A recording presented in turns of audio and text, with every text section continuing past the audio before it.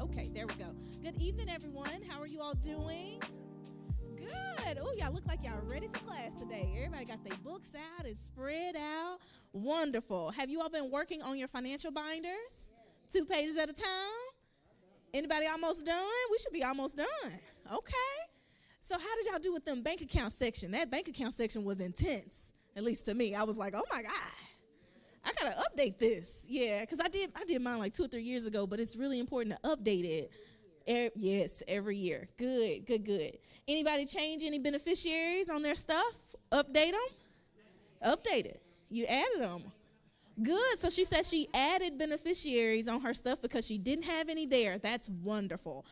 Today, actually, and that leads right into what we're getting ready to talk about. So David, our lawyer, he's pretty awesome, is going to talk about the importance of beneficiaries and then what happens if you don't have them, right? So that's going to be really great. We're not going to get into any of his time. We'll have a good session tonight with Q&A. So if you do have questions in or off online, make sure that you all write those down because we'll be talking this evening just with good timing for Q&A, okay? All right, can we pray in? Is that all right? Of course it is. All right. Dear Lord, we'd like to just thank you for everything. Before we ask you for anything, we thank you for your presence in this place. You said when 2 and 3 are gathered together in your name, you are in the midst. So we thank you for that. Lord, watch over us as we go through class. Help clear our minds from the things that we're thinking about so that we can focus on your money, your funds and resources that you provide for us, Lord. We thank you, we glorify you, we honor you in Jesus' name. Amen. All right, so we're going to go ahead and get started. We have a lawyer who's amazing, right? I know he's amazing, but he's been in law for over 20 years now. That's a long time. So that everybody agree that when you've been doing something that long, you really know what you're talking about, right? Yeah, so he is a part of one of the top firms in the state of Arkansas. He's one of the partners in that firm, Wright and Jennings. I got it right? Right, Lindsay Jennings. There we go. I almost messed it up. I was looking at the little logo in my mind, right? But pretty awesome. I'm not going to take up his time. He's going to share with us some really, really important information. A lot of times people don't like to talk about death and talk about what that looks like, but that's one of the things that we are promised. So let's make sure we're prepared and that we can help our loved ones when that happens. So please welcome Mr. David Jones.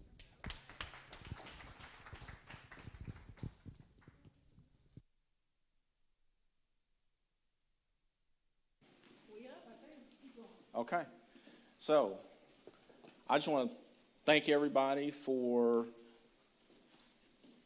the amount of energy that you've poured into these sessions. Thank you for being here tonight. I'm going to ask you to do the same thing tonight that you've done in the other sessions, which is I'm going to admit to y'all that I'm not even ready tonight. I mean, I need all the energy that you can pour into me, because I will tell you I'm ready to get somewhere and take a nap. This has been a long day, and at the end of the day, one of the things that you know about estate planning is you can't be dead for estate planning. So I need all the energy y'all can give me, online, in the room, and we're going to work our way through what I hope will be informative presentation for you that will impart some knowledge that you can then use to go and to improve your circumstance, improve what you're doing with your finances. There's been a lot of talk throughout the sessions about how you build finances, how you build generational wealth, or you may not want it for generational wealth, you just want to build something for yourself. And this session is all about, at some point, you will have used the principles that you've learned in this class, and you will have built something. You will have assets. And when you leave here, what are you going to do with those assets? One of the things I like to do is to get to know who I'm talking to. So I'm going to ask you guys a couple of questions. Who in the room is immortal? If you're immortal, raise your hand. And we're not gonna have anybody. Nobody's gonna say anything. If that's what you want to raise your hand for, raise your hand for that. If not, we'll move on to the next question. Who in the room has had someone close to you pass away? Okay, and that's a lot of people in the room. Who in the room has known of anybody, whether close to you or not close to you, who's passed away when it was unexpected? Okay. And online, feel free to chime in that chat, give your responses. In the room, it's virtually unanimous. There are folks who have had folks who passed away under circumstances that were unexpected. And that's why we're here. We want to give you a broad overview of what estate planning is, and to have you understand how you can utilize estate planning to direct your assets when you pass away. So I'm going to go through some slides here, but what I will say is you don't have to, if you're in the room, you don't have to reserve your questions until the end. So if you have questions as we go through, feel free to raise your hand, chime in. I'm happy to have an interruption as I go through this. Okay. So this is an estate planning overview that we could not, if we were here for the full 2 hours tonight, if we were here for a full day tomorrow, we couldn't get through all the different nuances that come with estate planning. and all the different estate planning devices that you could possibly utilize to work to transfer your assets when you pass.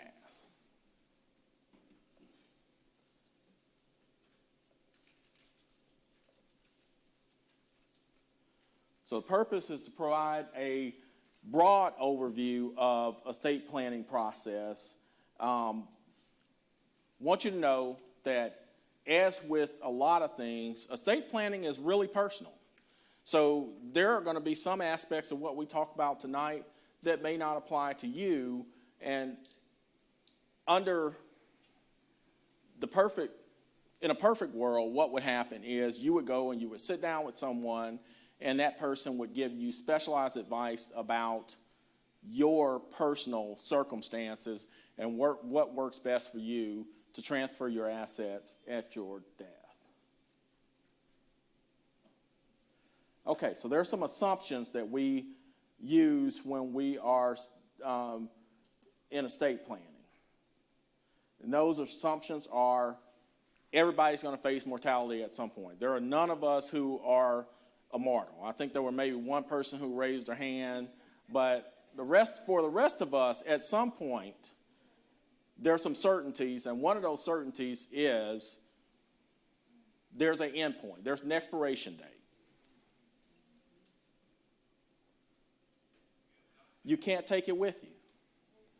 You've heard Deacon Thomas, and I have a good friend of mine who says there are no hearse. There is no hearse that comes with a luggage rack. You can't take it with you. You're not going to, you hear stories about some of the Egyptian rulers who you have the sarcophagus and you have these different priceless artifacts that were put in there with them, and later somebody comes along and strips them. You can't take it with you. When you leave here, you leave that behind, your worldly assets behind.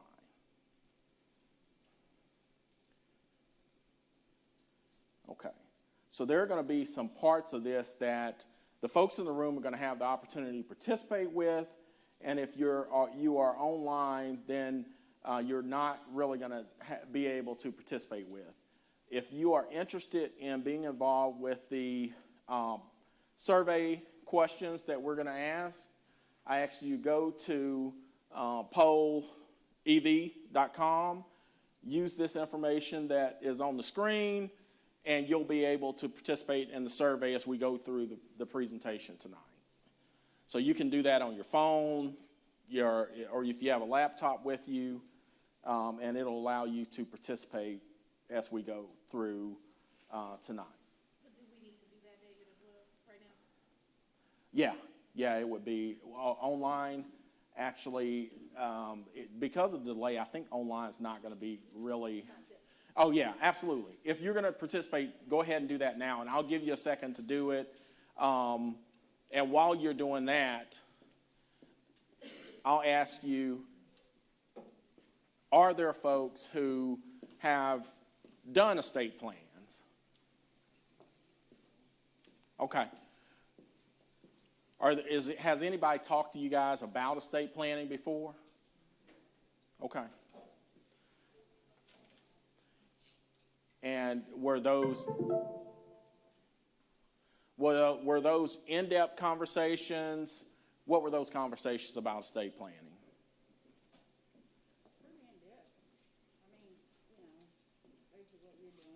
Okay, in-depth conversations. That's good. That's good because as you're going to see when we go through this, there are not going to be a whole lot of folks who have had estate planning conversations, and there are some reasons for that, and we're going to get to the bottom of what those reasons are because we want to get you over the psychological hurdles that you have to estate planning. I can tell you, even in my household, which, this is a part of what I do in my profession, and even in my household, I can remember those early conversations about estate planning, and the first thing that happens when you start talking about estate planning is folks start to wonder, well, are you plotting on me? I mean, why we need to get some insurance, and why we need to talk about estate planning. What you got in mind? Well, what I have in mind is, at the end of the day, you don't want to leave your assets and you don't want to leave your estate in a mess. And that's all of what Deacon Thomas has been talking to you about. It's all of what the presenters have been talking to you about. You talk about the binder. All of that is geared toward being organized with your finances. Okay, you guys gotten that loaded?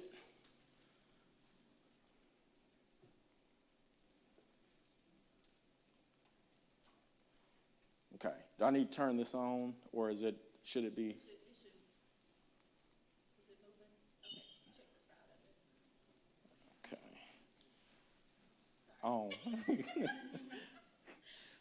Okay, they're giving me the wrong information. That's half the battle. You got to get the right information from the right people.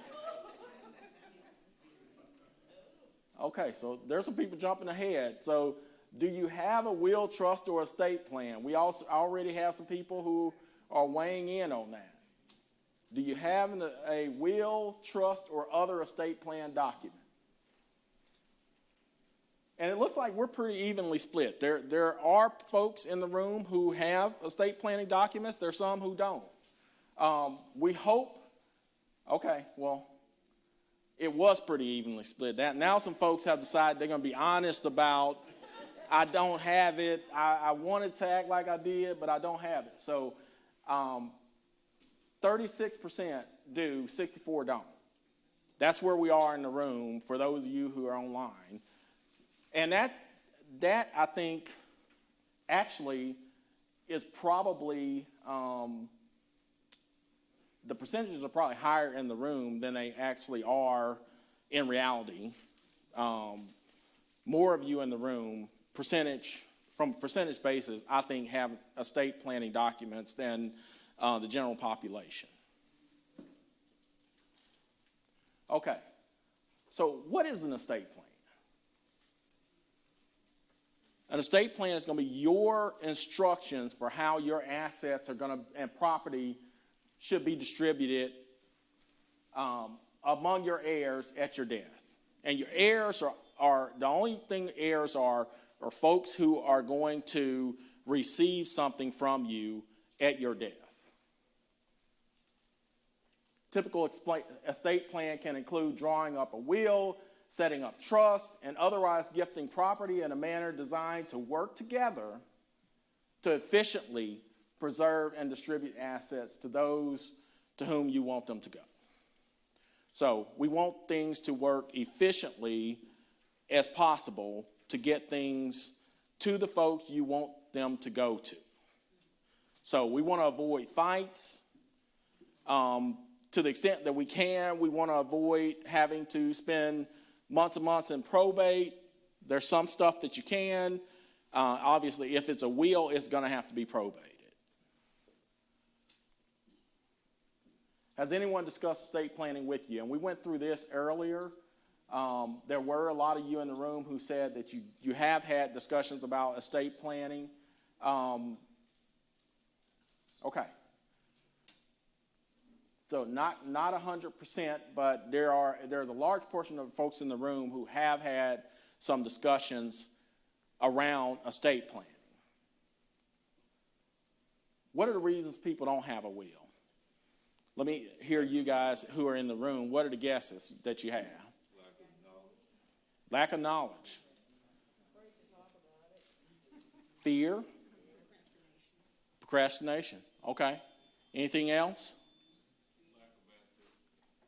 Lack of assets. Okay. Of all of those reasons that you've heard, what's the best reason to not have one? What do you guys think? What's the best reason to not have an estate plan? Okay, you said don't have any estate. So we're going to see if that assumption holds true as we go through the presentation. Too expensive. That's one of the reasons people give for not having an estate plan. And I want to stick there and talk about that a little bit. Let me ask you this. Most of you guys have gone to hospitals and doctors at some point in your life, right? So tell me this. When you've gotten your bills from your providers, which bill is more expensive usually? Is it going to the emergency room or is it going to your family practitioner? Emergency room, absolutely. And operating without an estate plan is you've chosen the emergency room over your family practitioner. Because I can tell you it's going to be a lot more expensive to sort out what you've left behind if you don't have an estate plan than it would have been, and more expensive than you would have sat down with someone and said, here's what I want to happen. How do we put that on paper? And I want to get this out too. So I'm here because Deacon Thomas spent time with me talking about how to organize things a long, long time ago. I'm not here to sell you anything. I hope you get with someone. I hope you talk about estate planning, but I'm not here to sell you anything. I stay busy. But if Deacon Thomas tells me he needs me to do it, the answer is pretty much yes. So, and he wanted me to be here. He wanted us to come together as a group to talk to you about different topics for financial planning, and this is one of them. So, folks, and I heard somebody on this side of the room who said, I don't have anything to transfer. I don't have an estate. So that is something that we hear a lot where people say, I don't have anything. And then the first question is, do you have children? Do you have children? So, and what, other than you've told someone and maybe someone else think you told them something, how do we know what your wishes are for the children and who's going to get the children after you leave here? If, God forbid, you leave here unexpectedly, how do we know? Is there a way for us to say in an estate plan, here's what I want to happen? Absolutely. Okay. They think, and someone said this earlier, procrastination. I have plenty of time. I'll do it later. I have plenty of time. I'll do it later. And how many times have folks left their house in the morning, expected to walk back through the door in the evening, and that never happened? So thinking you have plenty of time is not always the case. And I think if we want to get biblical with it, no man knows the day or the hour. You don't know the day. You don't know the hour. You can't assume that you have plenty of time. It's all going to my spouse anyway. So how many of y'all have thought about that, have thought that before? It's going to all go to my spouse. I don't have to do anything. It's automatic. It's going to go to my spouse.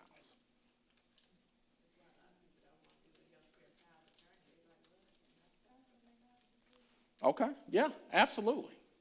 And you know what? We're going to talk a little bit about whether that assumption holds true or whether it doesn't hold true. And you know, I'm not picking on you either, because you just happen to be more vocal than everybody else. But we're going to see if that assumption holds true. But the one thing that I will say is I'm going to pose this question to you. How often, I'm just going to tell you one scenario. When you come up to the church on Sundays, how often do you get in a car with your spouse to come up to the church? How often does that happen? Yeah. Or you drive two cars?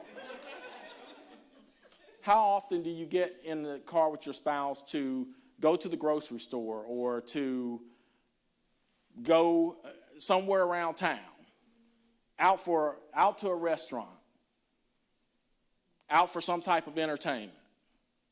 How often do you get it on a plane with your spouse and fly to somewhere? So, and hopefully what you've said And I know some of y'all just may not like your spouse, and you may be riding a different car, but hopefully what you've said is, yeah, I get in the car with my spouse sometimes. Sometimes I'm riding in the car with my spouse, and sometimes I get on a plane with my spouse. So let me ask you this. How many times have you heard of accidents where everybody in the vehicle passes away? The entire family, whoever's in the vehicle. That happens. So if the two of you are in there, are sitting in the car, and you have children, then what? Obviously, if both of you go, then it's not going to your spouse. So what happens under those circumstances? And these are the type of questions you have to ask yourself to get yourself over the psychological hurdle of, I can depend on my spouse to take care of everything if something happens to me, or get yourself over the psychological hurdle of, I have plenty of time, I can do this in the future.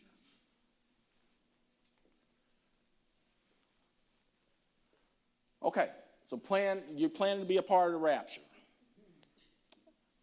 God bless you. If you are, this might not be the right class for you, because you may not need this. But for most of us, that's not going to happen. So we need to be proactive in what we're doing to ensure that the assets that we've accumulated aren't squandered. General fear and laziness. Somebody said that earlier. It's a good answer. We have fear about talking about certain topics. And it's not just the estate planning piece of it. It's some of the other things that Deacon Thomas has talked to you about, and Kansas has talked to you about, and Jamil talked to you about. There's a fear to approach some of these topics. And we have to get over those fears in order to make sure that we're doing what we need to do to not leave a mess for those who we leave behind. Because it's kind of like this. If you just like, okay, it's kind of hard, but I'm a different person.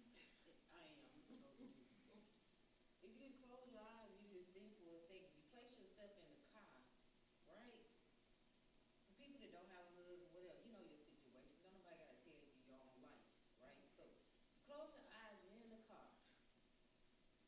Boom. My son, my daughter, my mother, my sisters, they all have to deal with this pain at this one time. They have to try to figure out now, how do we move forward with my sister gone, and the timing is not even right, because she was not supposed to go at the age of 40. She was supposed to go at the age of 80. But see, time has nothing. So you can't look at it that way. So if you just picture yourself dead, or picture yourself the person that has to sit here and you looking and you see a whole life of ancestors. You see what your family could have done, what they didn't do. Now you sit here and try to figure out what we do. Okay. You didn't leave me nothing. You didn't leave me nothing to go by. But I gotta bury you now. I can't think about nothing else. So, for those that's still here, alive, die to yourself right now.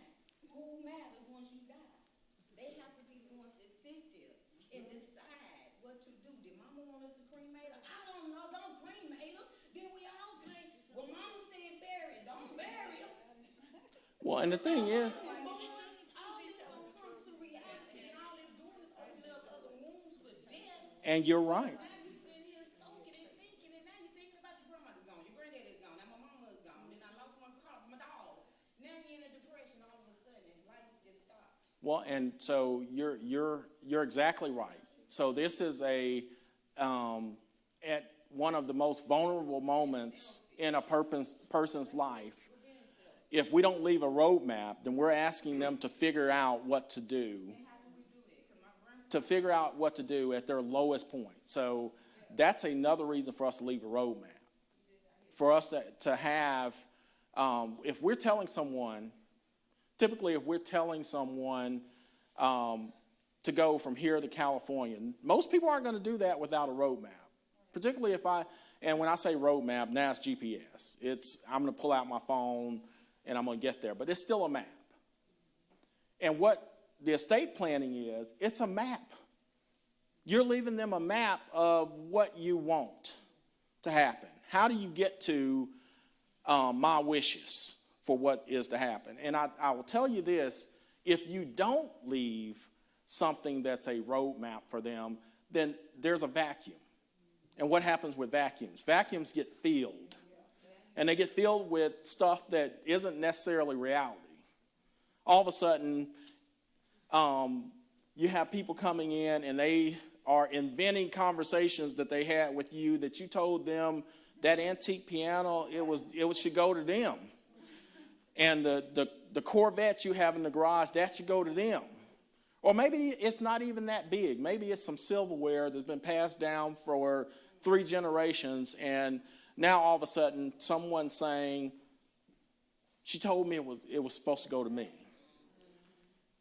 But what happens when there are a couple of other people who also think that you told them that it's supposed to go to you, to them? Yeah, and so if you take pleasure in the fight, then maybe you don't want to do the estate planning. One of the questions is, how much does it cost to get an estate planning put together? An estate plan put together. So, and I'm going to, that's going to be, I'm going to punt on that question. And here's why I'm going to punt. Repeat the question. Oh, the question is, how much does it cost to do an estate plan? And I told you when we first started this, estate planning is very personal. It's personal to you. So the cost for an estate plan is going to vary based on what you are, what your assets are, etc. I've had people walk into the office who have tens of millions of dollars. I have had people walk into the office who have very few dollars, and they want to do a consultation to see what, if anything, they should do. I've had people walk in and do a consultation and me look at the document they have and say, you don't need anything. You have what you need. Good job. Continue to look at it as you go. But for right now, you have what you need. So it just depends on what your specific circumstances are. Question in the front. Do you have to have an attorney to do that? You don't have to have an attorney to do it. No, you don't. Now, you can go online, but I'm going to say be careful where you go. If you're going online, be careful what you do, because I have seen also some folks who are do-it-yourself, and it was done wrong yourself. So be careful what resources you use to do if you're going to try to do your estate planning yourself, be very careful what resources you use. And even if you are going and you're utilizing a professional, be careful. Because just because someone got your divorce doesn't mean that they are the person to do your estate planning. Just because someone represents your business doesn't mean that they're the right person to do your estate planning. So, question here in the front. Yeah, so in saying that, how do you look at individuals that actually put wills together and determine if that would be, are they rated somewhere? And the question is, how do you choose a professional to do your estate planning? Yes, there are ratings online for professionals, but typically you want to look at someone who that's a part of either what they do or what their firm does. And you want to have some legitimate feel for the fact that that person actually does that. It can't be every area of law you bring up, that's half of what I do. Because a lot of halves at a certain point doesn't add up. And I've heard that before, where you'll go to someone and they'll tell you, well, that's half of what I do. And you say something else, that's half of what I do. And you say something else, that's half of what I do. Deacon Thomas, in his financial planning that he does for individuals, he's specialized in the things that I do. I try to be specialized in the things that I do for clients. Candace, specialized in the things that she does. Hey, David, can you refer that to a primary care physician and a heart surgeon? Yeah. Give them a comparison what that looks like. That's a good hypothetical. So, Both doctors, right? yeah, both doctors. Okay. Absolutely both doctors. And however, if you need an open heart surgery, would you go to your primary care physician and say, hey, I need an open heart surgery? You're as good as anybody else. Because sometimes it's important enough that just knowing the lingo or just knowing what to say isn't good enough. You need somebody who that's part of what they do. They have more nuanced knowledge about what you need. And particularly, the more complex your estate planning becomes, you definitely need someone who has a higher level of knowledge about estate planning. Okay? And that was actually a good hypothetical. I appreciate those softballs Dick Thomas throws out.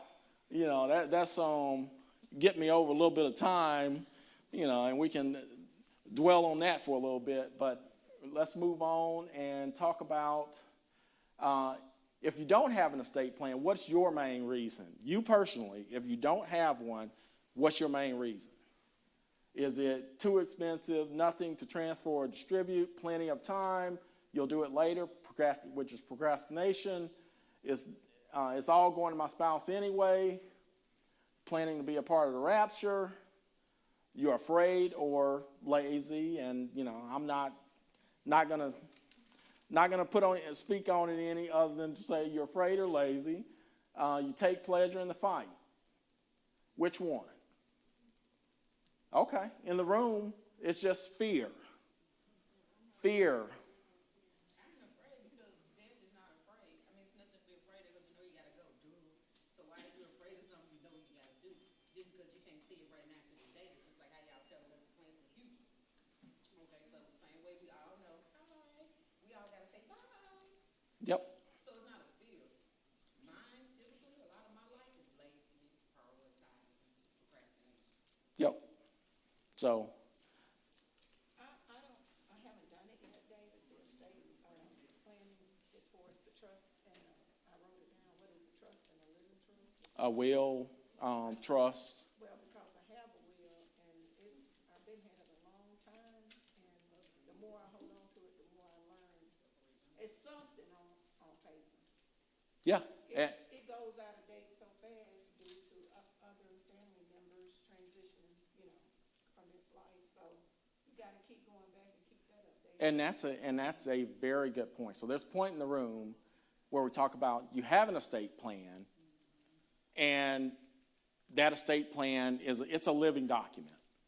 So things happen. You may have people who are a part of your estate plan. You intended to gift them something at your death, and God forbid they leave before you do.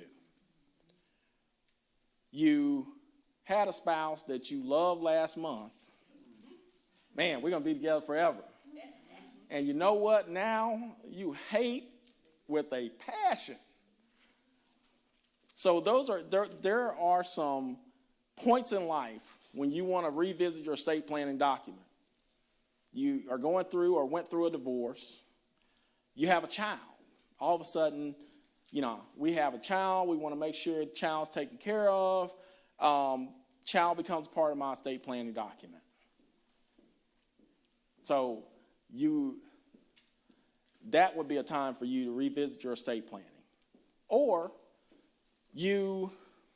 maybe you didn't have a very large asset that you've now gone out and acquired. You want to make sure that's a part of your estate plan. So you want to make sure that didn't get lost in the shuffle and your estate plan has been updated in a way that allows you to make sure, have some peace of mind that that asset is going to go where you want it to go. So that was a good point, very good point. Okay. We talked about this one earlier, so I'll skip over that. Most of us have had someone die unexpectedly, or we know of someone who's died unexpectedly. So why an estate plan? You want to ensure your loved ones are secure, and someone said that earlier. You want to make sure that they're secure, they're taken care of, that you're not adding to the chaos when you leave here. You want to promote family harmony. So you don't want folks fighting over the dog and the cat and the silverware and, and ultimately, it's the one thing, I don't have anything. It's the small stuff that folks want to fight over. You have minor children. Maybe you think, I don't have anything, but you have minor children. You want to preserve the benefits of your hard work. You think your decisions are better than decisions that would be made by elected state officials. On an all-new Dr. Phil. My dad stole my inheritance. I did not steal my kid's inheritance. Grandma left her nothing. You think he manipulated her into changing the will? I don't. She had to buy a family heirloom. You negotiated to sell this to your daughter? Hey, facts are facts. Why would you do that? Make $75. You totally negated what she wanted. I did not negate it. You're taking away from your daughters. I wish they could Stop pushing. All new Dr. Phil. Just a little smattering of, little feel for what you can get when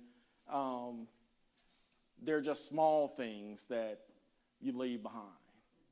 So what happens if maybe it's not as small? Maybe it's big or it's big to you. This is a picture of the Griffin family from the early 1960s. This is John Griffin here in the middle.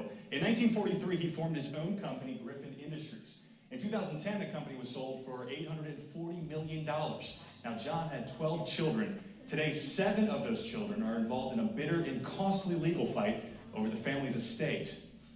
None of the children in this Griffin family photo could have predicted how ugly things would be 50 years later, with sisters and brothers, barely speaking, walking out of a federal courthouse and preparing for trial. How much money is at stake here? Well, there's a lot. Attorneys Kent Wicker and Janet Jacobowitz represent 4 of the Griffin sisters who claim their 3 brothers cut them out of the family inheritance. It is a tragic story. And a tragic that something like this would happen in this family. Okay. I want to see how perceptive y'all are. So who was the only people smiling in those videos? The attorneys, absolutely. The attorneys were smiling. Why are the attorneys smiling? And the attorneys are smiling because maybe exactly. So you can leave a situation where, you thought, I'm saving some money. I'm not going to go get that estate planning done. I'm saving some money, and then all of a sudden you end up with a situation where you've created, encouraged, fanned the flames of a fight that ends up with the money that you wanted to go to gift to the folks you love are instead going to an attorney. The attorney's fighting over or helping your heirs fight over things that you left behind. So what if you don't have a will? What happens if you don't have a will, at least a will? So the state of Arkansas has enacted a set of statutes that will act as your will and determine who will receive property that you leave behind. And that's that question I was asking you earlier. Do you think your decision-making is better than the decision-making of our state legislators? Yes. And that's not free, because it can hang. Isn't it a statute, like a limitation before you can even go into probate if you don't have your business in order, or even if you had a will? And it goes into probate anyway. if you have a will, it does go into probate, and it has to be probated within 5 years of your death. Okay. So who will take priority if you die without a will or other estate planning document? Who are things going to be are things going to go to if you die and you don't have a will? Who's that statute say it's going to go to? What's your guess? Best guess to what the statute says that who it's going to go to.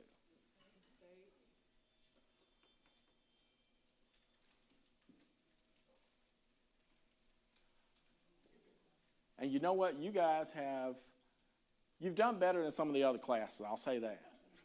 Because usually a lot of the classes think, oh, it's going to my spouse. My spouse is going to get it. That's where it's going.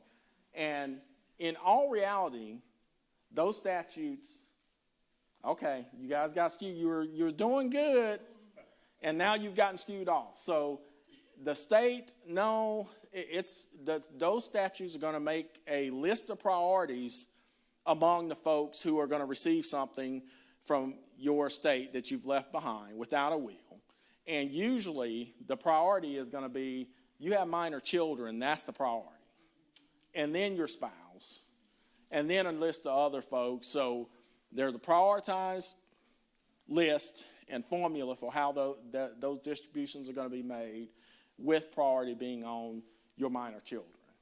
And the state usually is not going to get your property unless there's nobody left behind to get the property, that it has some blood relation to you. Okay. Chain of events or chain of actions that take place, especially like when someone passes, okay, and they do not have a will. How does the state know, what's taking place? I mean, something has to happen for them to get involved. There has to be something, like what you said. There has to be. There is. So for those who are online, I'm going to repeat that. Is there a something that happens that the state knows to get involved if you die and you don't have a will? Is did I accurately? Okay. So ultimately, what's going to happen if you die and you don't have a will? A lot of times the way I see it play out is it ends up in court because someone starts taking stuff. I mean, and they start taking the car, and the car's in Texas, and somebody took, and they've started living in a house, and somebody says, nah, I kind of wanted that myself. So and then all of a sudden, they're starting to call the attorney. They have a friend who's an attorney or something like that, and they call the attorney and say, no, that's not how it's supposed to happen. What we can do is, and then it lands in a court somewhere because there's a dispute. You didn't say what you wanted to happen, and they have differing ideas for who's supposed to get what. I mean, I should get it because I treated you well at the end of your life. And I think I should get it because I'm your youngest, and you like me better than everybody else anyway. So people have ways in their mind of coming up with priorities for what they thought you wanted to happen if you don't tell on paper, in writing, what's supposed to happen. So for the presentation, it's just clean cut drama. What about if either the spouse, even if you got a couple, and one of them died, and one or the other had a prior spouse with children? Can you talk about that? The drama it creates with others? Okay, so maybe you have estate planning in place. They don't have anything. I'm not talking about me. Okay. Well, no, you're talking about. You're asking for a friend. I understand. I get those questions a lot. Where you're asked, I got you. So there are situations where if you die and you don't have an estate planning document, and you maybe had a previous spouse and now you've remarried, that I mean, if you don't have a will, then ultimately, and there's no document that says I name the previous spouse as a beneficiary, then you should be fine from that perspective. But what happens a lot of time is the person has an estate planning document and they've named the previous spouse in an estate planning document and said, this is who I want it to go to, or there are certain things that pass outside of the estate planning process or the probate process, like your 401k and things of that nature, retirement accounts, where you've named a beneficiary on those accounts, and sometimes you put your previous spouse on there and you forgot to look at that document when you got the divorce. And I can tell you, there are not a whole bunch of things certain in life, but there is a certainty that I can give you, and that's if your previous spouse is going to take the bulk of your estate because they were accidentally left on as a beneficiary, you definitely have created a fight, because your current spouse is not going to roll over and say, yeah, you take it. You got it. You got it. I'm going to let it go. And you put your current spouse, if you really intended for your current spouse to have those assets, you've put them in a horrible position. Because under law, that previous spouse does have a right to, and is probably going to have a very good claim to that asset. You really have no other choice but to pay them. Their name is on there as a legal beneficiary. It's on there, but it's no one. I mean, I can tell you there's not many spouses in the state that's going to let that go without a fight. So it's going to court. I got two stories. School teacher got divorced from her husband. Been divorced 10, 12, 13 years. Retired and got ready to retire, and her husband was still on her retirement account. Guess what happened? He gets part of it. That's right. Yes. Because you have to send in documentation. That's right. And all she had to do when she got the divorce to get him off as a beneficiary. He became a property holder of her retirement account at that time, and she couldn't get him on. Yeah. So now he has a retirement based off her work. It's split. And that's a very good point Deacon Thomas has made. It's not just looking at your estate planning document. It's looking at the documents that allow you to pass things outside of the estate planning process or the probate process.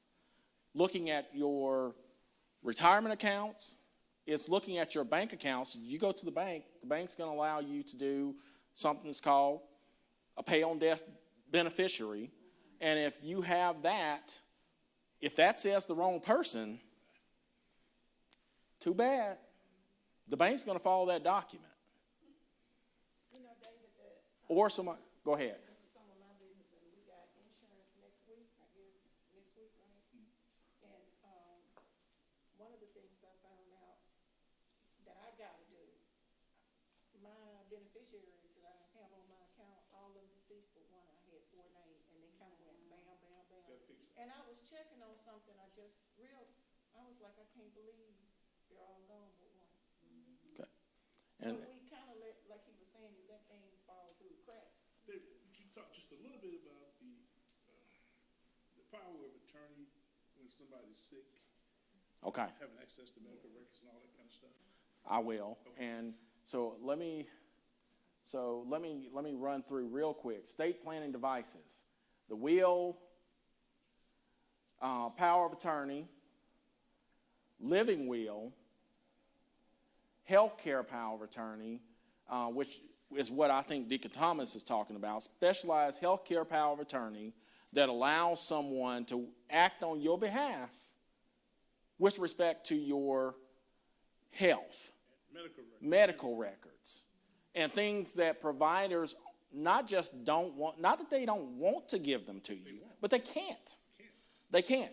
It's against the law for them to give you access to certain things if you don't have some type of legal authority to have access to those things. So 2 points on this. If somebody come down terminally ill in your family, they're really sick, you don't know whether they're gonna make it or not. Number one, make sure you get a power of attorney on their bank accounts and all their finances, okay? Number two, make sure you get power of attorney on all their health care stuff, health records and everything, or else you're gonna get locked out, okay? So make sure you got that stuff in order. And, you know, that's and you want to be talking with the different folks who are a part of this process, your banker, your financial advisor, and things like that, because it's easy to make some missteps. A lot of people say, well, I'll just put I have 10 kids, but I'm going to put one of my daughters, she's the most responsible, I'm going to put her on the account with me, and, you know, she'll be able to pay the bills, etc. Well, by doing it that way, if something happens to you, it's not that all that money gets split among your kids. That's her money. It doesn't matter that you intended for that just to be a convenience vehicle. That's her money. Unless you've made some other designations with the bank in some type of way, or, well, no, you can't even, your will won't even allow you to, if you've put that on your bank account, then that doesn't even pass through your estate, so it wouldn't even, your will wouldn't have any effect. And I've had that happen before where the account is listed in the will, but it's not a part of the estate because it's gone. Because once you died, that account became the other account holder's account. That's it. So I have a question. So in that type of situation, you would put all of the kids on there, or how would you? Well, no, you can put PLD beneficiaries on your account, so you're allowed to list them, and you can list them as different percentages. And I know that Marcus Wynn has more information than I do on that, but from what I've seen, you can list and have different percentages on those accounts that say, here's what I want to go to whom. Number one, if you got a single account, ladies and gentlemen, make sure somebody else is on there. If you got an account by yourself, whether it's a business account, family account, or whatever it is, make sure you got another signature on that account. That's going to help with a lot of problems. Because if nobody else is on that account, and you don't have a power of attorney, you're not getting inside the account unless the court give you approval to get inside that court. It may take a while. So this is all the planning process we've been talking about all this week. That's why that financial binder is so important. You know, that's your roadmap, right? That's your financial life. And somebody in your life's got to be important enough that you trust to share that information with. Otherwise, it's going to be a problem. Yeah, and hopefully your bank is sophisticated enough that no one else can get inside that account. You know, I said his question, which was, go ahead. Sure, somebody's on a single account. Making sure that you have someone, if you're single, you have an account, or you have an account, you're married and you have an account that you're the only one on there, you need to make sure somebody else is on that account, or in some way you've designated where that account, what's going to happen with that account. Okay. So can all the information be put inside their will? It can. Absolutely. Okay. Absolutely. You can designate what's going to happen with accounts as part of your will and your estate planning process. Absolutely. So I know that I'm running tight on time, so I'm going to start going a little bit faster here. You have a trust. That's a potential estate planning device. You have a guardianship. Let's talk about a power of attorney. Power of attorney is a legal document in which you grant others the power to act on your behalf. You can state that it only becomes effective if you're incapacitated or unable to communicate your wishes. Healthcare power of attorney is a bit more nuanced, a bit more specialized and focused. It deals specifically with your healthcare decisions and who's going to have the power to make your healthcare decisions on your behalf. Trust. A trust is a fund comprised of a variety of assets intended to provide benefits to an individual or individuals or an organization. Trust fund is established to provide financial security for an individual or individuals, most often a child, grandchild, or organizations such as and charities or other nonprofits. So if you have minor children, you don't think that they're not in a position to be able to financially care for themselves. They're not going to be responsible with money at this point. How do you provide for them? How do you say what's going to happen if something happens to you today while they're a minor? Or you have an adult child and you frankly just don't think that your adult child is responsible enough to deal with the amount of money that you're planning to leave behind. So the will, if you're set what's going to happen with you, an asset in a will, that passes immediately. That you go through the probate process, that goes to who you designated it to, and they can do with it whatever they want to do with it. So it doesn't matter if you said, I hope you use it for education, they can use it for a car. You said education, they said a car. In a trust, you can say exactly what you want it for. For education, you can say how much you want at different increments. They get, and I'll say $1,000 a year or $1,000 a month, and then when they turn 30, they get the rest of it. There are different things that you can do in a trust that a will does not allow you to do. You can have a lot more control with a trust. I mean, I started talking about trust, and Deacon Thomas just started smiling. He loves it. So you understand that a trust allows you to have a different level of accountability for those who you're leaving assets to. Have some expectations for what they're going to do. Living will. Okay. So a living will is a legal document which you express your wishes regarding life-sustaining medical treatments. So maybe you have someone you've designated as your healthcare power of attorney, but now you want to tell them, here's what I want to happen. And typically, your person who's your healthcare power of attorney, if you have a living will, they should be executing what your wishes are in that document, making sure those are executed by your healthcare providers. And that has told your healthcare providers, your family, what do you want to happen? Are you do not resuscitate? Are you, if it comes down, you need a blood transfusion? What do you want to happen in those critical moments? What do you want to happen with your health care? So there are some free resources that you can tap into. If there's a Wills for Heroes event that the Arkansas Bar Association Young Lawyers section does that provides simple estate planning documents and basic end-of-life documents for free to first responders. So police officers, firefighters, emergency health care workers, and their spouses and partners are usually invited to participate in that. There's a website here. You go to that. Usually it happens in the spring, and if you go there, either they'll have some information about it, or if you monitor that, it'll at some point it'll be updated and there'll be information about that event.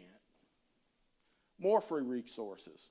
The Arkansas Legal Services Partnership provides free self-help forms as a service to low-income Arkansans. Some of those interactive forms include basic answer in a lawsuit, child support termination, collection agency stop contact letter, debt late penalty removal request, debt validation request to a collection agency, debt validation request to an original creditor, guardianship for a minor, identity theft letter to a credit bureau or a creditor, living will, name change. There are times in life when we want to change our name, be somebody else. Power of attorney for a minor, and a security deposit demand letter. And some of those legal assistance organizations that provide some different self-help forms and other things, and also help you if you meet certain criteria, are the Center for Arkansas Legal Services and Legal Aid of Arkansas. Okay. And obviously, I've come here, I've given you a lot of information in a short period of time. If you have questions, you can always reach out to me and ask those questions. And I keep saying that. The reason I keep saying it is because most of you I will never hear from, which makes it, yeah, absolutely. All right. That's it. Yeah. Hey guys, make sure y'all write David Jones' number down. He's one of the top contract attorneys in the state of Arkansas. His partner is the second largest firm in the state. He's actually documenting everything he says. So call him up, schedule a free consultation with him. Won't cost a penny for a consultation with David. No, see? So go ahead and get all your questions together. You got questions and stuff. He's a man. I totally endorse it. It's my turn. All right, awesome. Let's take a break. Let's take 10. Actually, let's do 5, and then we come back and get started, and you all can eat while we go. Sounds good? Great job, David. Give him another hand, please.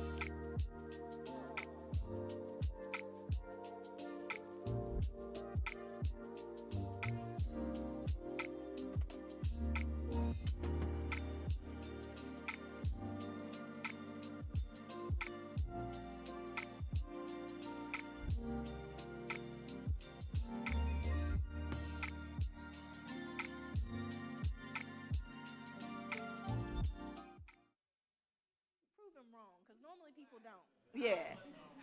Yeah, call him in the morning. Well, he might not answer in the morning. Send him an email, okay? Let's not set any false expectations. I'm sorry, David. All right, so we're going to shift gears here just a little bit. So we talked about a lot of the estate planning and all that kind of stuff. Now let's talk about what happens with business ownership. Anybody got a business? 1, 2, and somebody saying, like, ooh, I ain't got time for that. Okay, well, that's okay. Let's just talk about it so that we can see if you ever thought about it and wanted to have a business. Who is that? Raise your hand or put it in the chat. Okay, thought about it, wanted to do it. Got a few. Okay, good. So we're in the right place. Let's talk about taxes and business and all this good stuff. It all kind of blends together. And then at the end, we're going to do a Q&A and make sure that you all get all your questions answered and see if you had any needed any assistance with that. Before we do that, though, Miss Regina, I know it's a time, and go ahead, keep doing what you're doing. But Miss Regina has a story that we're going to talk about later. I'm going to let her finish her food. And during my presentation, we're going to talk about what happened to Miss Regina when she modified that W-4. Anybody did their W-4? Adjusted it? Turned it in? No, you're good. I got you. We're going to talk about it in the middle because sometimes when we're doing things, we don't take enough time to recognize the small blessings, right? So we want to definitely do that. So let's go ahead and get started. 3 myths about taxes. Myth number 1. Anybody ever said, my accountant handles my taxes? She said Donald Trump. Okay. I've seen a couple of hands, right? And that's okay if that's what you said. It's a myth. Your accountant does assist you with your taxes, but your taxes are whose responsibility? Yours. It is your responsibility, all right? Your responsibility. So no matter how good they are, you should know exactly what's going on with your tax situation. Another myth, number 2, I don't want Uncle Sam in my business. Ooh, everybody said, yep. No, I don't want him in my business. I understand. Well, I want Uncle Sam in your business if he gonna give us some benefits. See, we only want him on the good stuff, right? That is definitely a myth. You want him in your business so that you can also understand what's going on. A lot of times we say that whole myth because we are not sure of what's really happening with our taxes and what's really what Uncle Sam for the quote unquote is really doing. All right, I have to make a profit in order to take my tax deductions. Anybody heard that before? Okay, got a few nods, got a few. All right, well, we're gonna talk about it. Somebody like, what is tax deductions? What is this talking about? I just don't know nothing about taxes, and I don't know, hadn't known, all that stuff. Yeah, she's laughing at me. What about the what? What you lose can make a profit on what you lost, your deduction. That's right. See, she up here preaching to me. I like it. So we're gonna talk more about this in detail, but most times when we start talking about taxes or you even see it on the screen, most people get afraid. We're afraid because we're not informed. We're afraid of things we don't know. So today I just want to give you some education about the importance and the power of business ownership, the importance and the power of knowing what's happening with your taxes and how it can affect you as you go along. So I have the concept, of course, no worries, because when you know better, oh, y'all got it. I think that's Oprah, right? She said it all the time. When you know better, say it again. You're supposed to do better, right? So that's the concept. When you know better, you do better, but the concept is actually implementing and putting forth the things that we learn. Just like now you know how to pay your debt off. Okay. All right. Now we know we need a will. All right. Okay. So we're on the same page. All right. So I'm Candace, of course. I always kind of put my information up there. I'll share with you again later on how to contact me. I'm always sharing tips and education on how to literally grow your revenue without using your labor. What does that mean? A lot of times we're taught and trained to work. But I want to educate you today to make sure that although you're working hard, and that's wonderful, let's make sure we start using more strategies and making our money work hard for us while we're working. All right, so let's get into that. What's the number one way to save money on taxes? Ooh. What'd you say? Okay, the W-4. All right, doing your deductions, that's good. What's the number one way to save money on taxes? I think somebody said it, but they said it so low I didn't want to acknowledge again. She said pay your bills.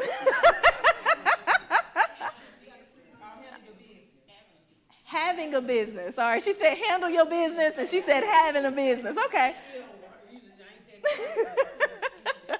Good, you're absolutely right. The best way, or the number one way to save money on taxes is to have a home-based business. I want to be very clear on what I'm referring to when I say home-based business. Many times when we think about business, we think about it being hard. Something I got to go get a brick and mortar. I got to go set it up, all that stuff. That's fine, but the way to do it low cost. Keep it at your house. Run it from the computer. Everybody's doing everything from the computer. A home-based business, whether you like it or not. Guess what? Why is this important? Well, she said what? Keep your money? That's right. You're absolutely right. There's 2 tax systems. How many? 2. How many? 2. Anybody know them? Oh. They like 2. Nope, I don't know. So federal and state, that's good. That's good. We're going to learn something today. Y'all ready? Yeah. 2 tax systems. One for the employee and one for the who? The business owner. You got it. Y'all got it. All right. One for the employee and one for the business owner. How does the employee get paid? By the business owner. Boy, y'all own it. Let's talk about the concept. When you get your paycheck, what comes out?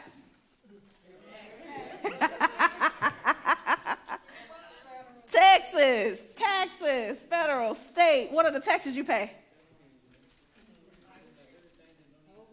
I'm listening. What's the taxes you pay? Call them out. FICA. Social Security. Federal, state. Okay, what else? Something missing. Medicare. What's FICA?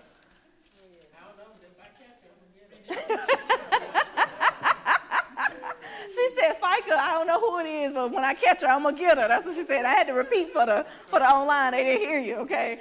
Can somebody do me a favor and just get your phone, because I'm on good timing. Can somebody Google what is FICA? F-I-C-A. What is FICA? What'd you say? Federal insurance contributions. Tell me what is FICA. That's the, what does it consist of? F-I-C-A. Federal Insurance Contributions Act. All right, and what is it? What's the definition? United States federal payroll contribution directed towards both employees and employers to fund Social Security and Medicare. Now, I want you to stand up for me. Stand up. Come here. It's all right. I only want you to read the last 5 words. Okay. Yeah, there you go. Federal programs that provide benefits for retirees, people with disabilities, and children of deceased workers. All right, and then go here. United States federal payroll contribution directed towards both employees and employers. Keep going. To fund Social Security and Medicare. Say that the last one more time. To fund what? Social Security and Medicare. Did they make FICA a hidden gem that's basically another federal Social Security and Medicare? Did y'all just learn something?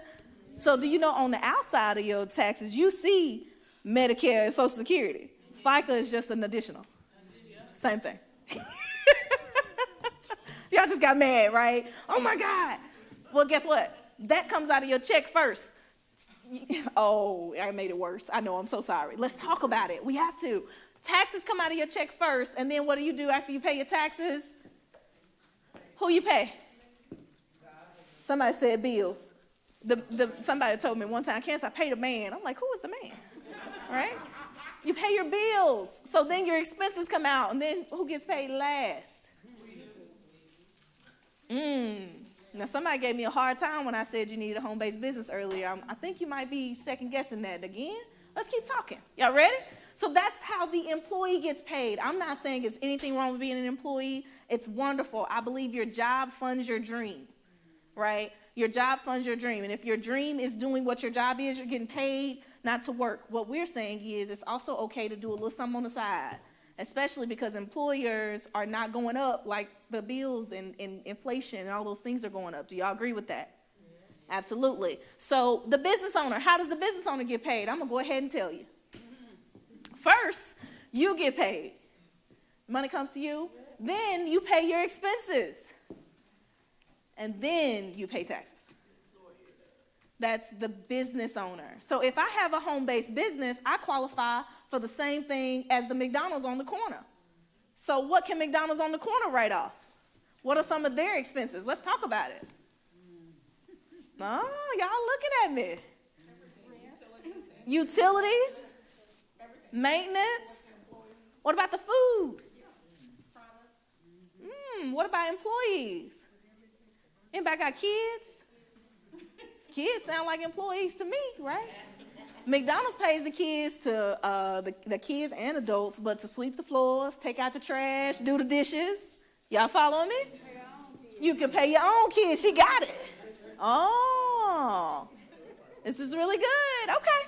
So what we're saying is there's two tax systems in America, one for the business owner and one for the employee. You have to either do both so that you can kind of stick with it, right? So we can get paid the smaller amount of taxes. What we're doing is we're educating you so you can understand how the systems work. People that make millions of dollars are using it. Anybody know who Jeff Bezos is?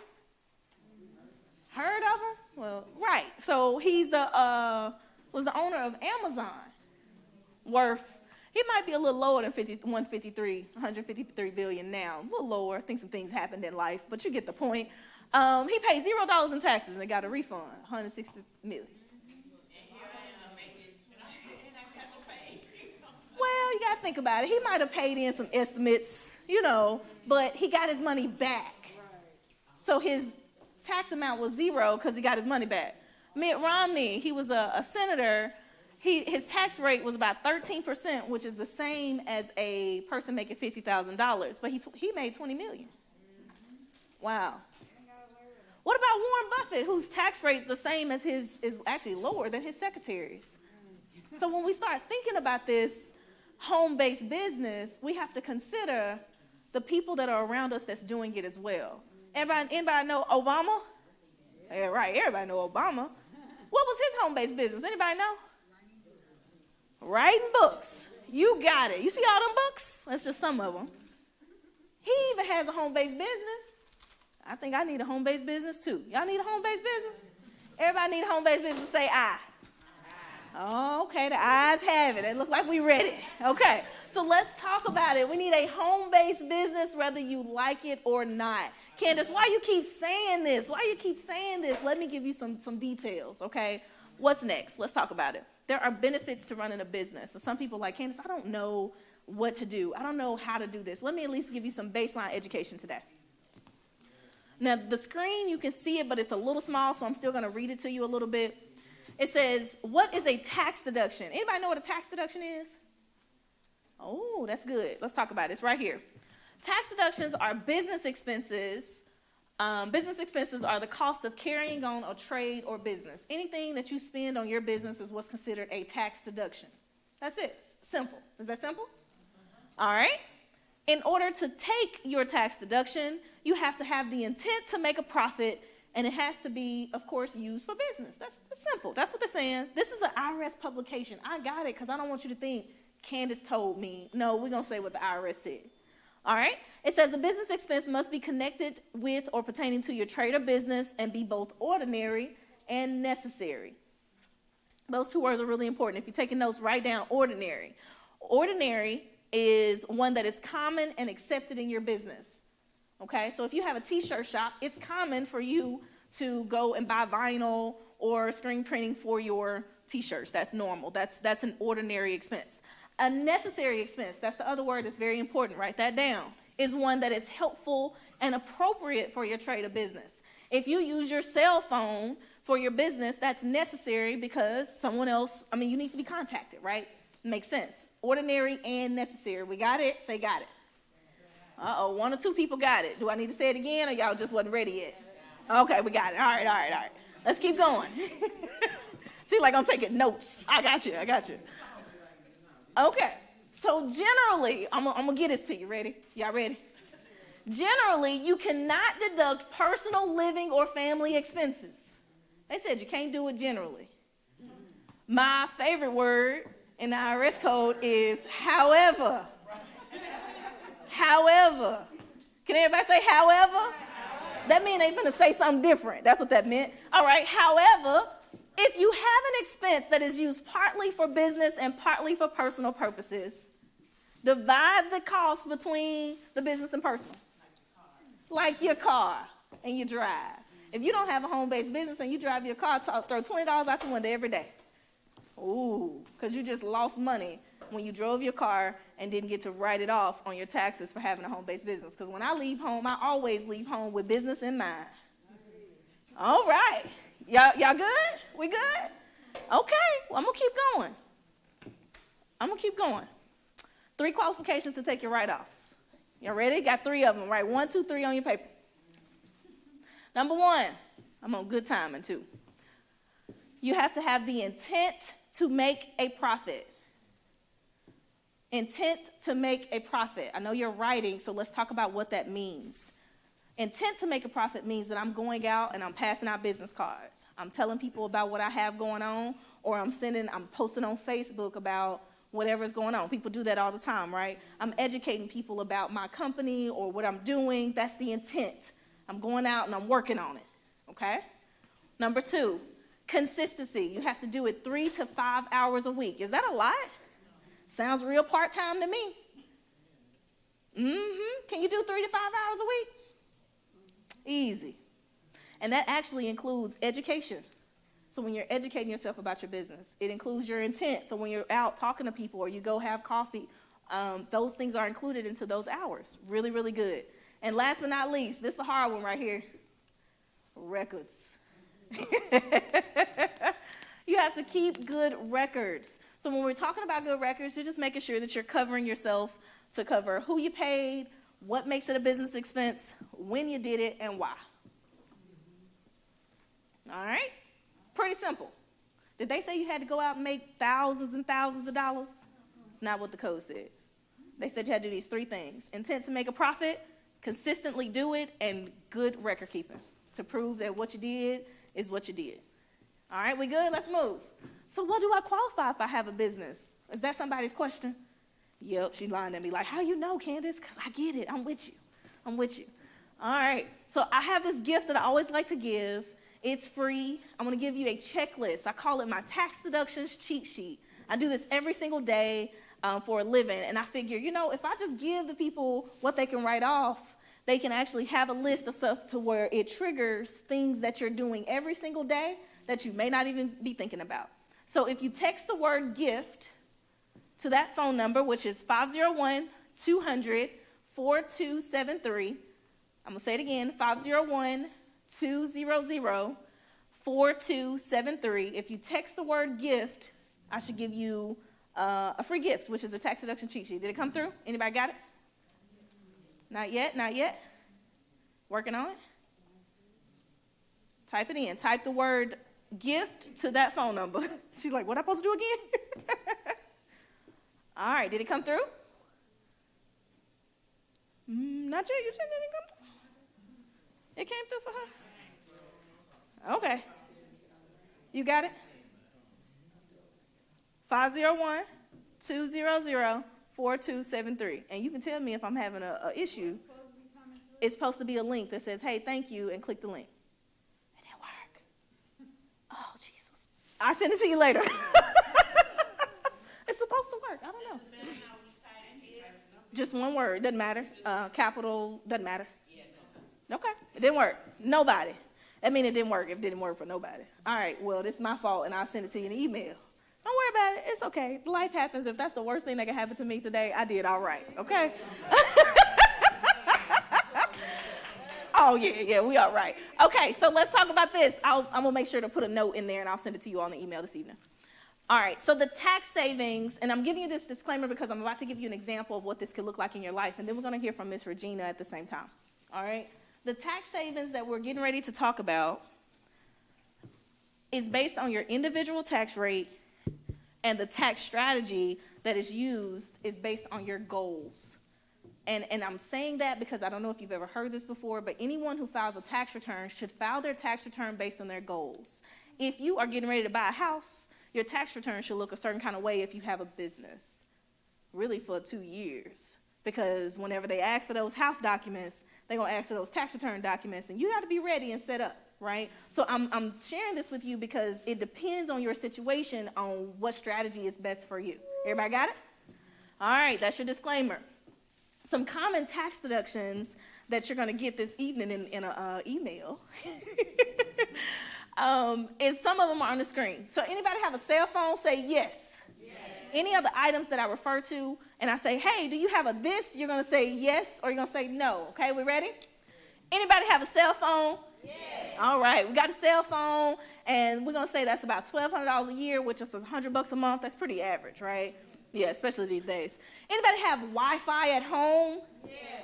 Yes. All right. You pay for Wi-Fi. Guess what? That's a tax deduction because you run your business from home. It's actually 100% deductible. That's pretty cool. Cell phone is a partial deduction. We won't get into that. We're just going to use this as an example, okay? What about a car or a vehicle? Yes.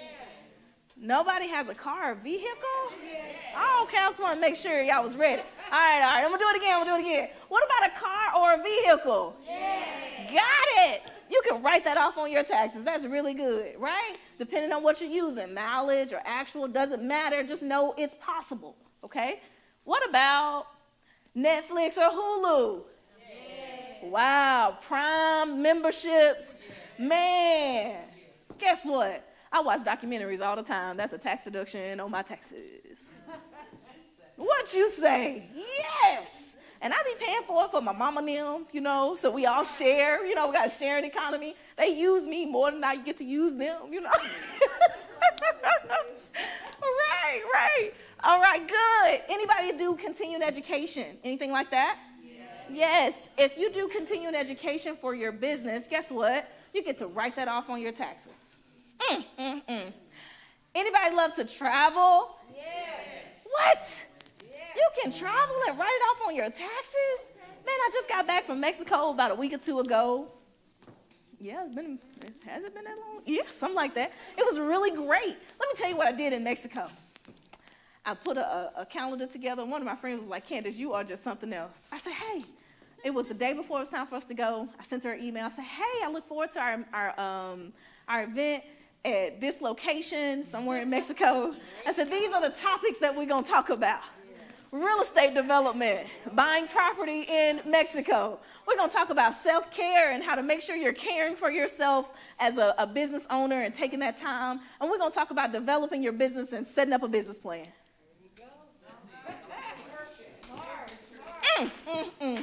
Is that a business trip? Was that business? Oh, yeah, we planned it in advance. We did all these amazing things. And guess what? I had a blast. We went parasailing and kayaking in the Pacific Ocean, all this stuff, right? Boy, that stuff sure is a nice tax deduction. So what it is, and I'm telling you this, and I make it sound so much fun. I have fun doing this because the way that people are saving money and getting thousands of dollars to keep in their pocket, not that the government's giving it to you dollar for dollar. It doesn't work that way. But you're keeping more of your money in your pocket, which means that you can use that money for debt. You can use that money for investing. You can use that money to, it's expensive to do an estate plan, but if I get my tax money back, I can go ahead and pay for that estate plan, and I don't have to ask for it for free. It's all right. Does that make sense? Oh, yeah, okay, that was a good plug for you, Dave, okay? But that's potential of thousands of dollars. Actually, this number is about $10,000 back into your pocket. Does that make sense? Yeah. So what we're looking at, and I'm going to show you how this looks on your taxes, and then we'll be done for the evening to do our Q&A. So let's say a person makes about $50,000. All right, this is going to be your example in case you like numbers to see how it could work in your life. Person makes $50,000. The standard deduction, let's call it $12,000. Now, we live in what's called a progressive tax system. So in the tax system, it doesn't quite work this way, but we're going to keep it simple so we can all understand. Is that all right? All right. So $50,000 minus $12,000, which is the standard, makes you taxed on $38,000. Everybody following me so far? Yeah. All right, simple math. You took those $10,000 worth of deductions because you had your plan, you matched it with your goals, everything's good. took your $10,000, guess what? Now you're taxed on $28,000. Now, did you just keep some of your tax money in your pocket? Instead of being taxed on $38,000, you're now taxed on $28,000. Now, you know we talked about student loans about 3 weeks ago. Your extra tip is that your student loan number is based on that $28,000 as well. So when you have a home-based business, you not only help yourself, if you're on a income-based repayment plan, you just drop the amount of money you would have to pay for your student loan bill as well. Oh. I see a lot of ahas, like, oh my God, I had no idea. This is really good. I'm excited. By turning your regular expenses, you all said yes to 9 out of about 10 of those items I just talked about. Cell phone, internet, you love to travel, love to do this stuff. Turning your regular expenses into business expenses allows for you to keep more of your hard-earned money in your pocket. That's the simple part. So when we talk about business, I know initially y'all were like, can we change our mind a little bit, change our mindset about that just a little bit? Everybody need a home-based business, whether you like it or not. Say, yes. I think we got it. Y'all so good. A lot of, yeah, go ahead. Yeah. So the $10,000 that I wrote off, now, is that money I'm already spending? It's money you're already spending, right? We just talked about that. Cell phone, right? He said, let me repeat the question. Is the $10,000 we just talked about money we're already spending? Yes. Y'all missed it. Yes. There we go, right? So I shifted income from my personal income into a business. That's good. It allowed me, because I understand the two tax systems, now I can write it off. That's right. So I'm going to repeat because this is real good. His point is that I just shifted income from my personal expenses, stuff I was already spending money on, to now being business expenses, and I get to write them off on my taxes and keep more of my money. Wow. And also, Candace, I'm going to get him a Mac. it took Amazon 9 years for me to make profit. Facebook 5 years. He said it took Amazon 9 years before they made a profit. He said it took Facebook 5 years before they made a profit. Now, did that mean that they didn't make any money? Oh. So let me ask you another question. So, still had $10,000 in business expenses. Suppose I made an extra profit of $10,000. Okay. So, could I take that extra $10,000 times to an expense? Absolutely, because I could. Let me repeat. I'm going to give you a mic so we can talk together. Let's do it, because, see, I ain't going to be able to repeat it like you said it. You know, it sounds so good when you say it. Okay, say it one more time. So my question was, I got $10,000 in expenses, but I made a $10,000 profit on top of that. Okay?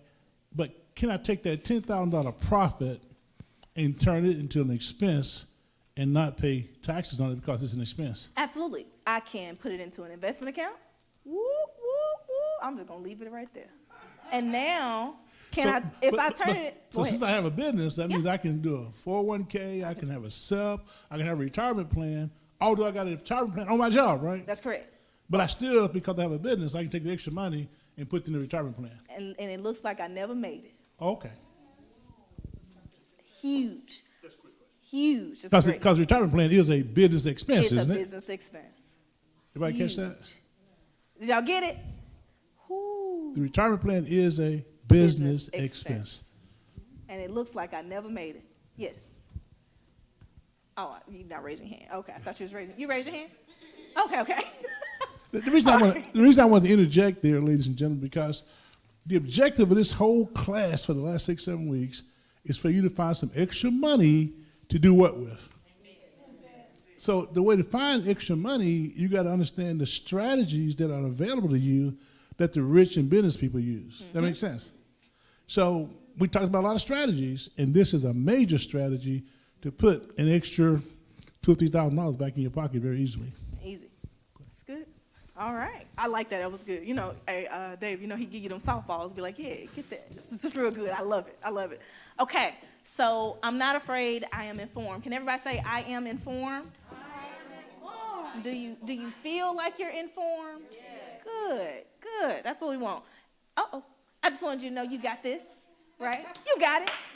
At the end of the day, you got it.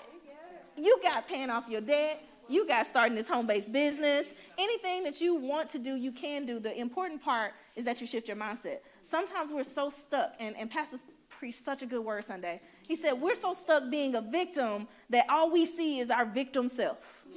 Right? Oh, I can't do it. Oh, I ain't got this. Oh, I ain't got that. We have to shift our mindsets like Romans 12:1-2 says, and when you renew your mind, it renews your strength. And, of course, it starts with God. So we have to begin to renew our minds and what we're doing and just know that we can. You got it. You got it. Y'all ready? Y'all got it? Now, we need to know y'all got these businesses. You got your estate plans. We're giving y'all so many different things. Just be able to focus on what we're doing and what your goal is. Your question, come up here, Ms. Regina. As far as the home-based business, does the IRS look at how long you've had that business in a year? So, like, if you started it in October, like in October to would you still be able to claim it for 2022, or do you have to wait for 2023? Good question. If I open my business in August, it's October, let's say that. If I open my business in October of this year, can I still take my deductions for October of this year moving forward? Absolutely. Now, you can't go all the way back to the first of the year. You didn't have that business at the time, right? And we could, talk strategy, but the answer is yes. If I started my business later in the year, can I take those deductions that are qualified during that time? Absolutely. It's never too late. Actually, it's the perfect time. It's the last quarter. The perfect time for you to start doing some things to assist you in getting those taxes lowered now. It's the best time to plan. After December 31st, there's only a few things you can do. Good question. Any other questions? All right, so Miss Regina is super amazing. She told me earlier, number one, she was the first person in class today. Everybody give her a hand. Yeah, you didn't think I noticed that, huh? So you didn't even notice it? So Miss Regina is, what she shared with me today was super amazing. So I want her to share her story. And is it okay if I guide you through that? Yeah, that's fine. All right. So Miss Regina, what was one of the classes you took? What did you do after the class when we talked about the W-4? I went to work the next day to ask them if they had the current W-2 form. Okay. So when you asked them about the current W-4 form, what did they say? Sorry. It's okay. They sent me the updated form. Okay. And then I filled it out, and I also shared it with my team, who shared it with other people. Wow. So I'm gonna pause real quick. So when she learned it, she went and she shared the information with other people because she said, I learned something at my church. And then you did something else. Did you send them the link? I did. I was a young lady that one of my team members sent the form to, and she had called me because they told her I sent the form. So she called me to ask me what she was looking for, where to mark the exemption. And I said, well, because I knew she had children and she was single. And I said, so your filing had a household. You need to check that box, and you need to go down to whatever step it was and do blah, blah, yeah.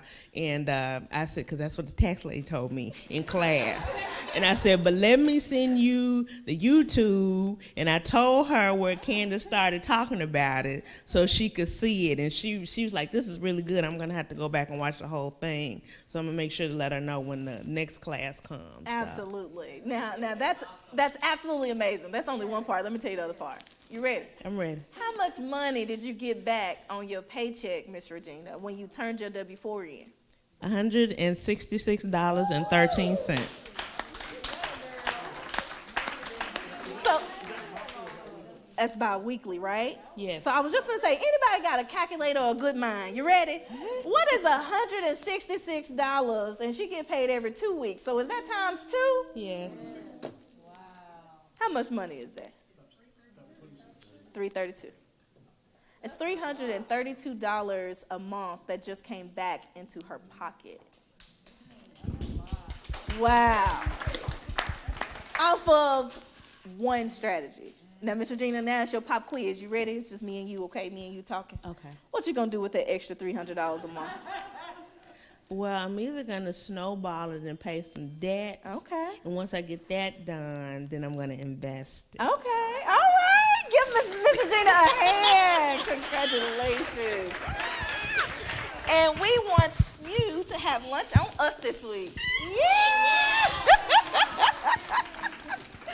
Awesome. Isn't that awesome? Man, that's how you do do it right there. That's how you do it. So that is, I believe that's the end of my time. And I believe we're going to do Q&A. Deacon Thomas, you want to come up so we can talk and make sure that we're good to go? Any questions while he's coming? Any questions about anything? David's still here. Anything that came up while you were sitting? Anything? All right, can I make a point to Miss Regina real quick? So me and Miss Regina talked about this earlier, and I said, Miss Regina, listen now. Did you recently, when you were, doing your taxes, you get a refund, don't you? She said, yeah. I said, now listen, because I don't do your taxes, I might start, you know what I'm saying? Now, but just remember that you were getting a refund before, but now you got that extra $300 a month. You're no longer overpaying, so you're no longer going to get that big refund, and it's okay for you to balance out and you pay the right amount of taxes. Use your money right now to pay those right now bills, and don't worry about no big refund at the first of the year. Does that make sense? Yes, and that was one of the things that one of my team members, when I sent it to them, and because they were single, so I said, you just have to check the box and sign. That's right. And she's like, well, I just want to make sure the right stuff is coming out. I said, she said. That's right. That's right. That's right. So what I'm gonna repeat for because they want us to make sure we repeat. She said, if you're single, she had a single friend that said, hey, I want to make sure it's right. And that's the thing. When you're doing it, you read the form, you check the box, sign it, whatever that is. She's just doing it the right way, and we're not looking for big refunds. That was the point. Absolutely. All right, Deacon Thomas. Putting that money to work. Yep. Hey, give it up, Candace. Great job. We got a few questions we're going to take from you guys. We're in our 5th week. So you got any questions about anything we've covered up to this point? Anything? I have one for, Okay. Mr. Jones. Okay. How does the wheels work when you have joint custody of a smaller child? Her question is, how does the wheels work when you have joint custody of a small child? To Attorney David Johnson. Communicate that with them, or just, if something happens, Dad would just go over for that child? Well, I mean, if you have joint custody of a minor, then probably you still can indicate your wishes in your will, but ultimately, if you have joint custody, the probabilities are that that person that you're sharing joint custody with in some way have demonstrated themselves to be sane.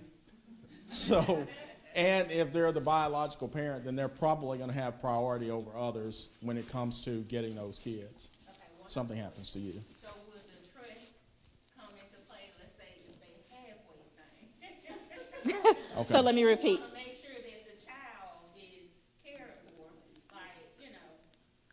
Yeah, and you can. So, can you repeat, David? if you the question was, how does a trust come into play in a situation when you have minor children and you're sharing custody with someone, or their custody is going to go to someone at your death? So a trust will allow you to dictate how those funds are used. So you can designate someone as a trustee, but you also have left them some specific instructions for this is how you are to pay out things from the trust, and these are the type of things that are permissible to pay out from the trust, and you've given them more specific instructions than you would in a will. In a will, the money's going to whoever you designated it to go to, and it's for their immediate use for whatever reason for whatever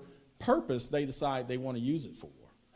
You can say in your will, well, I really want you to use it for your college education.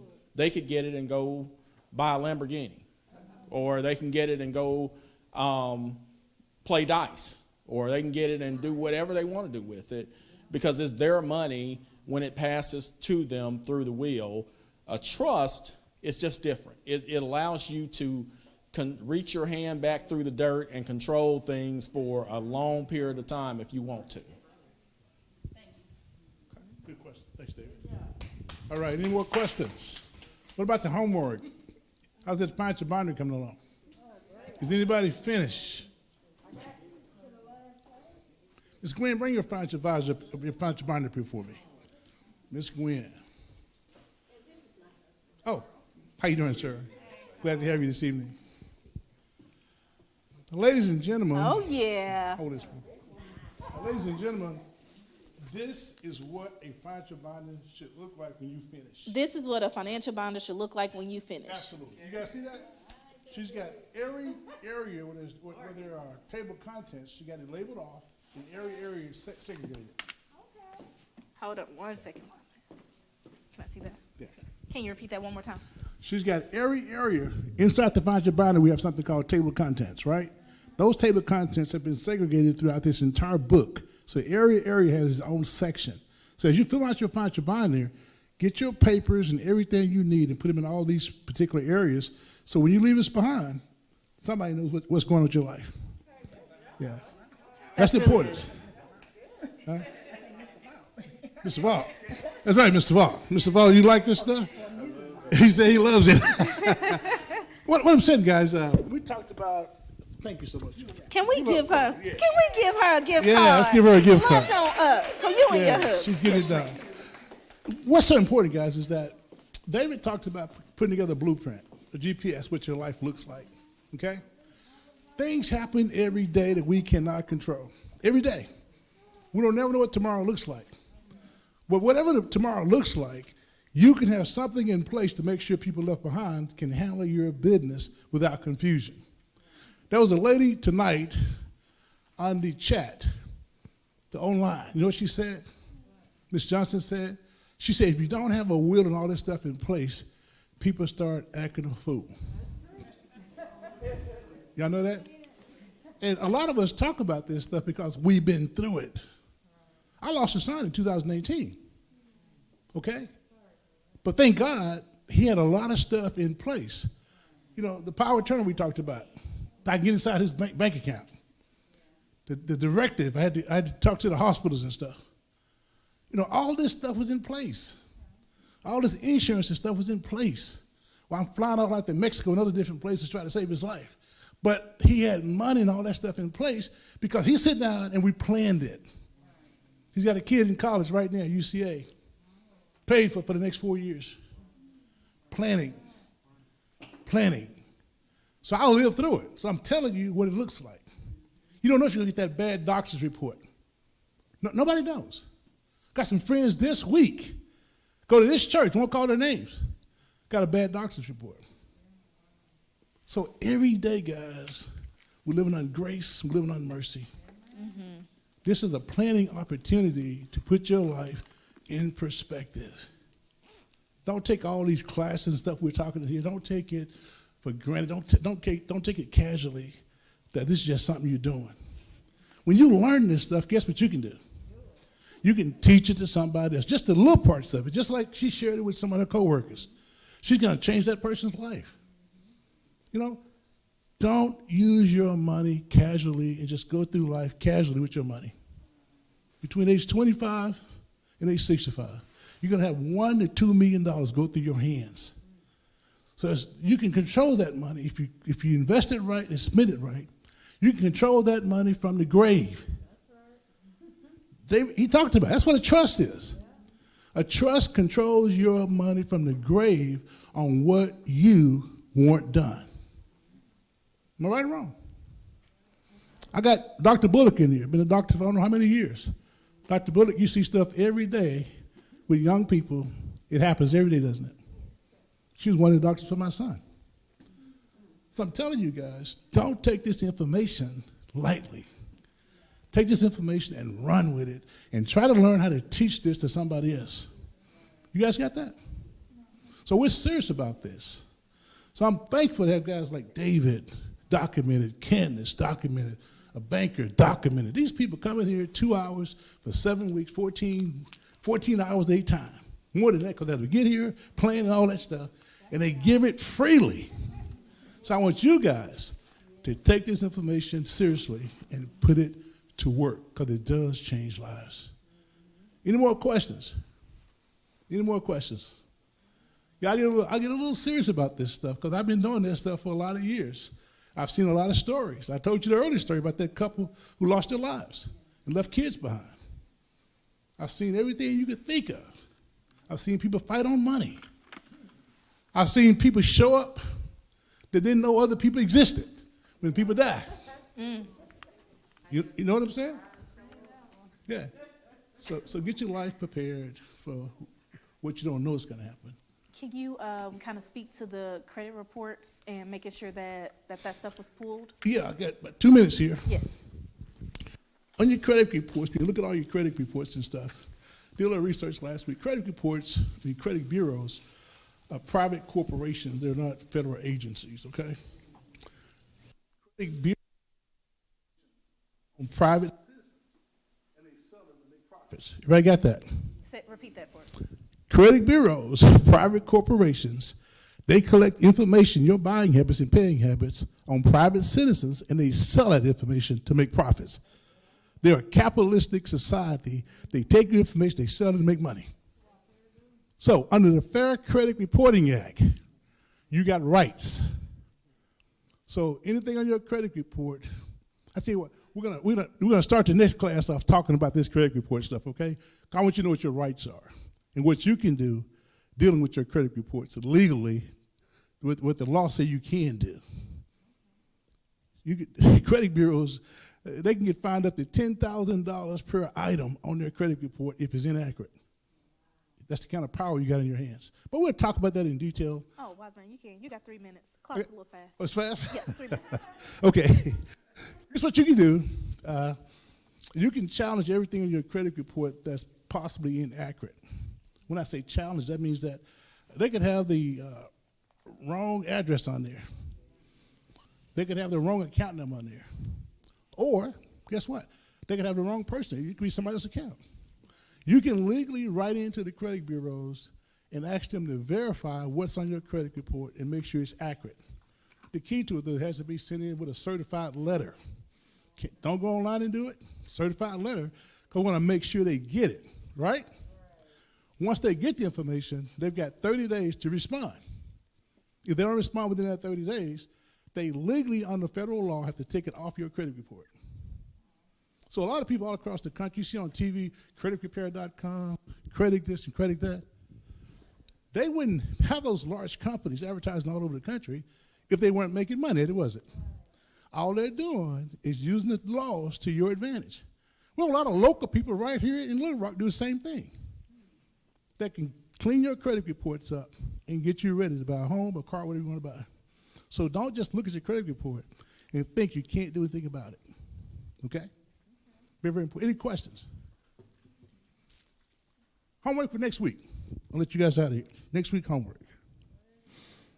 I need to see if your debt elimination plans next week. If you're in this class, I need to walk around your table and see your debt elimination plans, how you plan to get out of debt. I need to see the extra money that you found through this class, cutting back on going to lunch, cutting back on just wasting money, cutting back on eating out too much, those things, cutting back on cable bills and all those phones and all the things we're talking about. I need to see the extra money and what you're going to do with it. Okay? I need to see what that is because I need you to have some success in this class, not just go through the class. So we're going to walk around each one of your tables and make sure you got your debt elimination plan put together because I want you to pay the house off in 10 years. I want you to pay all the student loans and credit card debt off in the next 2 or 3 years. You can do that with money that you're already earning, but you got to implement it and put it in action. And the only way you can implement it, you got to have some accountability. You're going to have to make sure you got some accountability before you leave this class, okay? Any other questions? It's a good class. You guys have done well. Next class is going to be great, though. We're going to be talking a little bit more about the credit stuff, just a little bit. We'll get into the insurance side of it. So make sure you pull all your insurance contracts, life insurance, health insurance, car insurance. Pull those contracts and know what they are. You don't have to bring them. Just write down what they are and what type of policies they are and how much you're paying for them. We're going to talk to you about different types of insurance and what you need to know, okay? So make sure we're going to focus on that. We're also going to do an investment profile next week to help get ready for the last class, which is the investment class. So next class is number 6. We're going to talk about some retirement stuff and insurance. The last class, those 2 hours, we're going to spend 2 hours on teaching you how to be a beginning investor. Real simple stuff, but we help you get your jump started, okay? Everybody ready? Let's close out with a prayer. Father God, thank you for being so great, being who you are. Thank you, God, for loving us.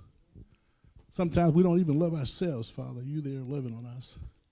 Like the old preacher used to say, Father, if I had over 10,000 tongues, it wouldn't be enough to tell you how much we love you, how much we appreciate you.